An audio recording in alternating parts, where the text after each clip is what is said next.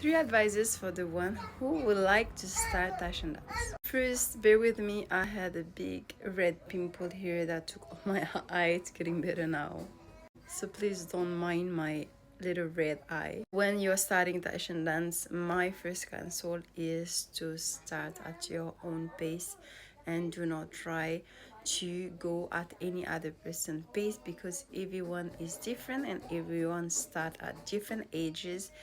Everyone starts with different capacity and skills, so don't compare with others. Second counsel is to follow the technique and the right posture. Even if you feel like you are a bit silly doing it, even if you feel like you're not doing it right, the more you will focus on your posture and the technique, the better you'll be able to achieve the moves. And more importantly, you'll be able to feel your body and to understand how your body works. So, use the right posture. I shared it on my page multiple times, and the right technique.